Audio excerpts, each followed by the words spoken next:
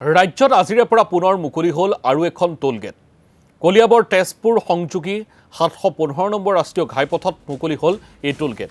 এতিয়াৰে পৰা কলিয়াবৰৰ পৰা তেজপুৰ অভিমুখে যোৱা বাহনে দিব লাগিব টোলকৰ।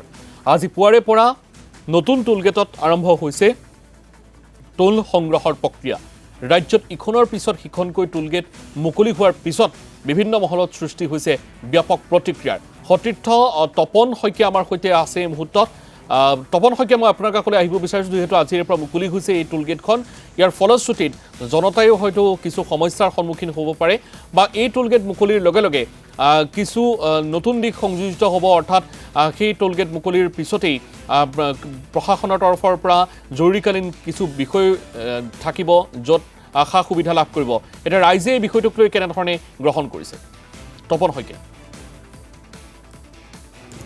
হয়, জনতাৰ ওপৰত মাধমাৰ সোধাই আজিৰ পৰা পুনৰ মুকলি কৰা হৈছে কলিয়াবৰৰ চুলুঙৰ টোল প্লাজা, আৰু আজিৰ পৰা ইয়াত টোল সংগ্ৰহ পুনৰ আৰম্ভ হৈছে। এই মুহূৰ্তত কেমেৰা পাৰ্চন প্ৰণৱে ইয়াৰ সামগ্ৰিক পৰিৱেশ দেখুৱাইছে যে পুনৰবাৰ মুকলি কৰা হ'ল এইখন টোল প্লাজা, যিখন টোল প্লাজা আছে কলিয়াবৰৰ পৰা তেজপুৰ সংযোগী পথত ৭১৫ নম্বৰ ৰাষ্ট্ৰীয় ঘাইপথত কলিয়াবৰৰ চুলুঙত। আৰু এই টোল প্লাজাখন কিছুদিন ধৰি বন্ধ হৈ আছিল, কিছু বছৰ ধৰি, আৰু তাৰপিছত পুনৰ আজিৰ পৰা মুকলি কৰা হৈছে। আজিৰ পৰা পুনৰ কৰ সংগ্ৰহ অভিযান আৰম্ভ কৰিছে চৰকাৰে, নেশ্যনেল হাইৱে অথৰিটি অফ ইণ্ডিয়াই। উল্লেখ কৰিব লাগিব যে কলিয়ামৰা সেতু নিৰ্মাণৰ পিছত 1992 চনত এই টোল গেটখন প্ৰথমবাৰৰ কাৰণে মুকলি কৰা হৈছিল, স্থাপন কৰা হৈছিল। কিন্তু বিভিন্ন দল সংগঠনৰ প্ৰতিবাদত আচলতে বন্ধ হৈ পৰিছিল এই টোল গেটখন 2016 চনত, আৰু তাৰপিছত দীৰ্ঘদিন ধৰি বন্ধ হৈ আছিল। আৰু পুনৰ এতিয়া বিজেপি নেতৃত্বাধীন চৰকাৰখনৰ দিনত পুনৰবাৰ এই টোল গেটখন ইয়াত খোলা হৈছে, আৰু আজিৰ পৰা এই কৰ সংগ্ৰহ অভিযান আৰম্ভ হৈছে।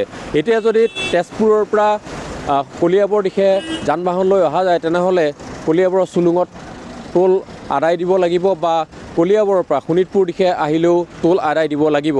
আনহাতে যদি তেজপুৰৰ পৰা গুৱাহাটীলৈ এই পথেৰে যায়, তেনেহ'লে 3 ঠাইত কৰ পৰিশোধ কৰিব লাগিব জনতাই। গতিকে এক প্ৰকাৰ জনতাৰ ওপৰত মাধমাৰ সোধোৱা পৰিলক্ষিত হৈছে চৰকাৰে। কি ক'ব, আকৌ এতিয়া খুলিলে আকৌ টেক্স দিব লাগিব?